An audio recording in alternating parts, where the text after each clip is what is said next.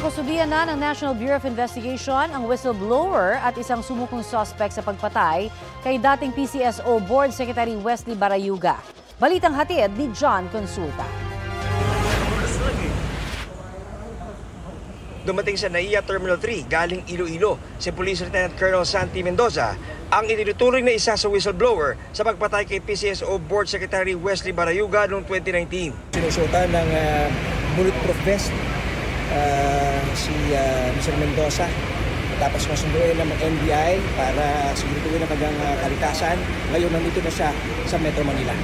Dinala siya sa NBI headquarters sa Pasay City kung saan naghihintay ang kanyang abogado. Ready ka na, sir, na magsabi? Opo. Noon pa man. Nitong Lunes, sa Maynila, sumuko ang kasamahan ni Mendoza na si Nelson Mariano. Meron kami hawak na warrant of arrest laban sa iyo, in-issue ng RTC Branch 279 ng Mandaluyong City para sa kasong murder. Yes, sir. Arestado ka. Ang nag-utos umanong patayin si Barayuga, sinuoy PCSO General Manager Karma. Kikilos na raw ang NBI para maisama ito sa Interpol Red Notice. Alam ko nandun siya sa Malaysia, probably nandun pa rin siya sa Malaysia. But we will already notify the Interpol para masabihan siya na meron na siyang warrant of arrest. Nauna nang isiniwalat sa Quadcom hearing ni Mariano at Mendoza na gustong palabasin ni Garma at nooy NAPOLCOM Commissioner Edilberto Linardo na kasama sa drug list si Barayuga kahit hindi ito totoo. Napakamaterial nung salaysay na binigay ng ating mga witness kasi sila ang nagbigay ng link dun sa pinaka-mastermind. So sila yung tao sa mga middlemen na naging dahilan para may sagwa yung ginagawa nilang krimen. The prosecutor will now move that they be released, discharged as a state witness. John Consulta, nagbabalita para sa GMA Integrated News. Magpapatuloy ang mga nakaschedule na visa at passport services ng US Embassy sa bansa kahit nag-shutdown ang gobyerno ng Amerika ayon sa embahada. Hindi lamang daw magiging regular ang update sa kanilang social media platforms. Nag-shutdown ang US federal government matapos hindi magkasundo ang mga mambabata sa funding deal na pondo sa government operations. Gusto ng Democrats na palawigin ang health benefits para sa mga Amerikano na mag-e-expire na sa Disyembre, ngunit tinutulan niya ng Republicans. Wala pang malinaw na impormasyon kung kailan muling bubuksan ang gobyerno ng Amerika. Kung magtatagal ang shutdown, maaaring mawalan ng trabaho ang mahigit 700,000 federal workers ayon sa White House. Lord, please send some help.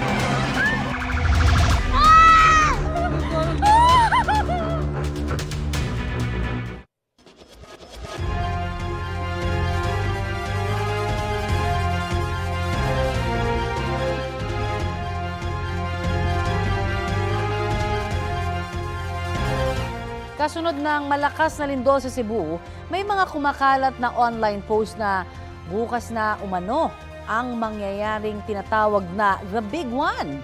Ang sagot ng FIVOX, di yan totoo. Wala pong technology that can tell us exactly when an earthquake would happen. So yung mga nagsasabi na bukas magkakaroon ng The Big One, ay huwag po kayong maniwala dyan. Sabi ni FIVOX Director Teresito Bacolcol, huwag maniniwala sa mga anyay hula-hula na bukas magaganap ang lindol na The Big One. Wala raw teknolohiya makapagtutukoy kung kailan eksaktong magaganap ang anumang pagyanig. Kung makakita raw ng mga ganyang post sa social media, huwag nang ikalat para hindi na magdulot pa ng panic.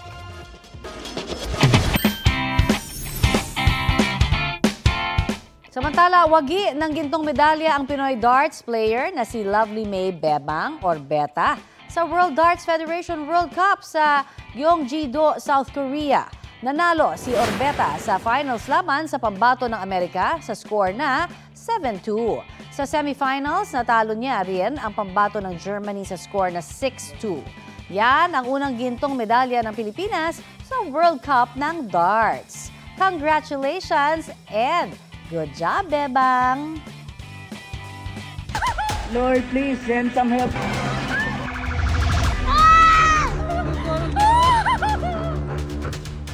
Nanawagan ng blood donation ang Vicente Soto Memorial Medical Center sa Cebu City.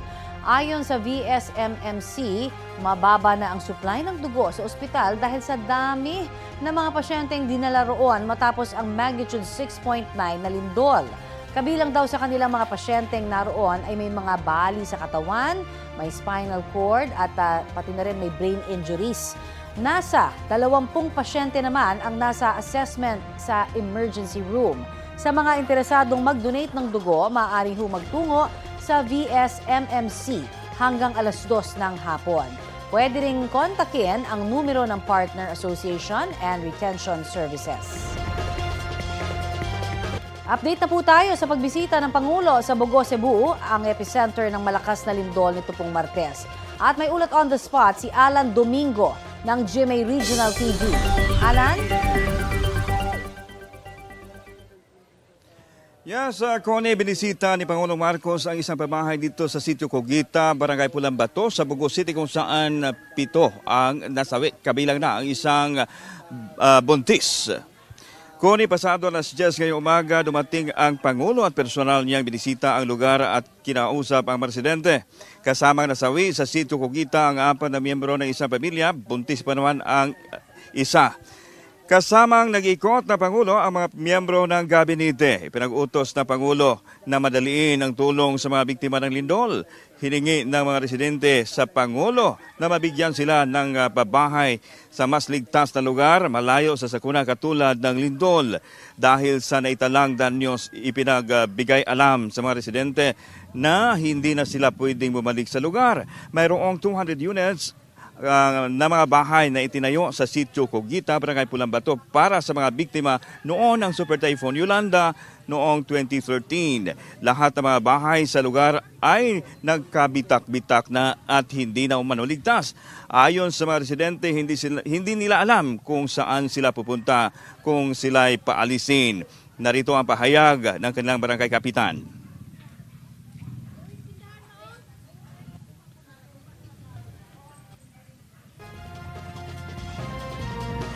Connie, nakakaranas pa rin tayo ng mga pagyanig o mga aftershocks na ikinababahala ng ating mga kababayan. Samantala, patuloy pa rin ang isinagawang search and retrieval operation sa mga biktima ng lindol. Connie. Maraming salamat, Alan Domingo ng GMA Regional TV.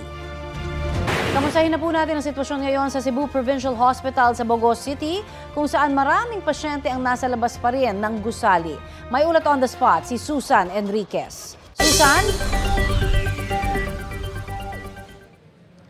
Aalis lang ni Pangulong Marcos dito sa Cebu Provincial Hospital dito sa Bogo City kung saan tinignan niya kung paano ba yung preparasyon para matugunan ang pangangailangan ng mga pasyente dito na kailangan ilabas dito sa gusali dahil nga po sa nangyaring paglindol. Kasamang dumating dito ni Pangulong Marcos ang ilang miyembro ng kanyang gabinete gaya ni DPWH Secretary Vince Dizon at maging si DSWD Secretary Vince Gatchalian. At dito nga po, kanina kausap natin si Dr. Zoraida Yurango. Sabi nga niya, siya yung Chief of Hospital. Sana ay makapasok na, makabalik na sa loob yung mga pasyente. Nakikita niyo po, yung mga pasyente na dito po sa mga tent at dahil mahirap po para sa mga pasyente na manatili dito sa mga hospital, dito sa mga tent na ito dahil mainit ho ang panahon dito at siyempre ito ho kahit paano nakaka-apekto pa ho sa kalagayan ng mga pasyente. Pati yung mga medical supplies, hospital supplies ay nandoon sa isang area. Dito ho muna lahat yung dumadating ng mga pasyente kung kailangang magkaroon ng mga pagsusuri muna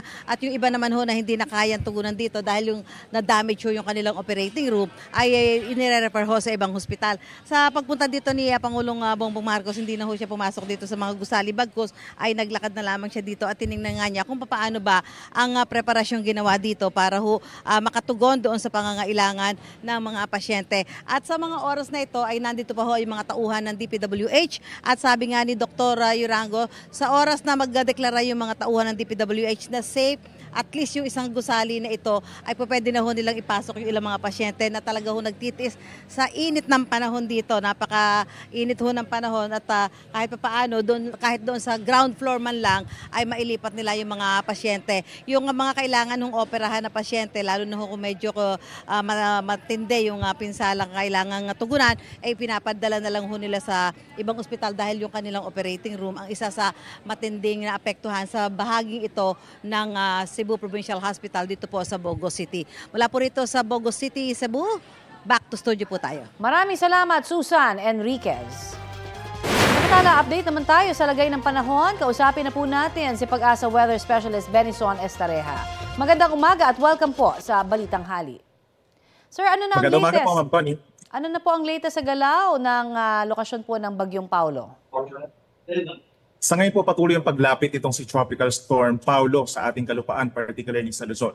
Huli itong namataan, 575 kilometers silangan ng Infanta, Quezon. Naglay na ang hangin na 75 kilometers per hour malapit sa gitna at may pagbugso hanggang 90 kilometers per hour. At patuloy na kumikilos west-northwest sa bilis na 20 kilometers per hour. So based po sa latest stock ng Pag-asa, lalapit ito dito sa may pating Aurora, Isabela. Doon siya posibleng mag-landfall bukas po ng umaga. At simula bukas ng umaga hanggang sa hapon ay babagtasin po ng bagyo itong Aurora, timog na bahagi ng Cagayan Valley, and nagitang bahagi po ng Cordillera Region and Ilocos Region. Gabi bukas hanggang sa umaga nasa West Philippines ito at lalabas ng PAR pagsasapit po ng umaga ng Sabado. Alright, magiging malakas din ba ang ulan nito, hangin? Kasi dyan pa lamang sa may parte ng Pangasinan daw, may mga talagang tatanggal na ng mga bubong. May kinalaman ba yun, Paulo? Yes po, so far, itong nakikita natin kay Paulo, lalakas pa siya. Tropical storm siya ngayon pero possible hanggang severe tropical storm. So hanggang signal number 3 yung pwede po natin i-raise. Almost similar in strength dito kay Bagyong Obong. So posible pa rin po itong makasira ng mga structures na yari po sa kahoy, makapagpatumba ng ilang puno at poste. So ito ay para sa ating mga kababayan po dito sa may Cagayan Valley at sa may Aurora kung saan unang ang babagsak or tatama itong si Bagyong Paulo. And then in terms of pag-ulan, yung mga mismo dadaanan din po ng bagyo dito sa may northern and central Luzon na magkakaroon ng matitinding ulan. So nandyan pa rin yung banta po ng mga pagbaha at pag-apo ng mga ilog at sapa at pagbuho ng lupa. Lalo na doon sa mga mountainous areas po dito sa may Caraballo, Sierra Madre, as well as Cordillera Region. Bukas po yan lahat. Pero sa Cebu pa ho, talagang magkakaroon pa rin ng search and rescue operations. Ano ho magiging lagay ng panahon nila doon?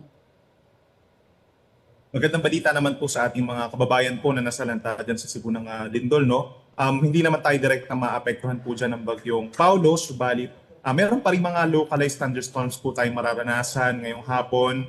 Usually mga saglitan lamang po ito. And then by tomorrow, wala rin tayong aasahang direktang epekto sa bagyo. Fair weather conditions apart from localized thunderstorms pa rin sa hapon at gabi. Maraming salamat sa iyong update sa amin. Yan po naman si Weather Specialist Benison Estareja. Salamat po.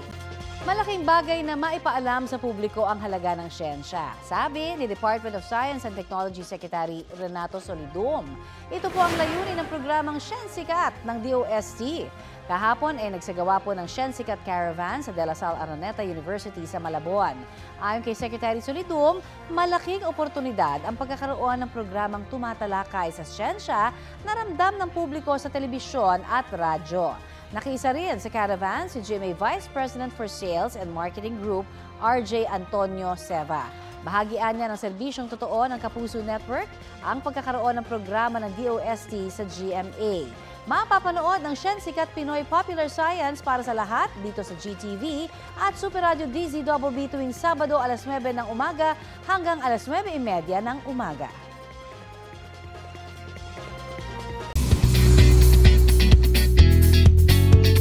Dasal at words of encouragement ang alay ni Sparkle Star Shuve Etrata para sa mga kapwa Cebuano na naapektuhan ng lindol. Sa mga taga-Bugo diha, sa mga taga-Sanrem, padayon lang mo sa pag-ampo, ayaw mo o give up sa mga nasalanta o sa mga naglisod karon.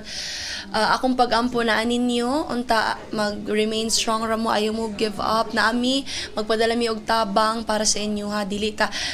Together, dilita mo suko, dita ay mo kabalakan na arami diri para ninyo, o kung saan matabang kaya na mo buhaton para ninyo. Kaya ni nato tanan.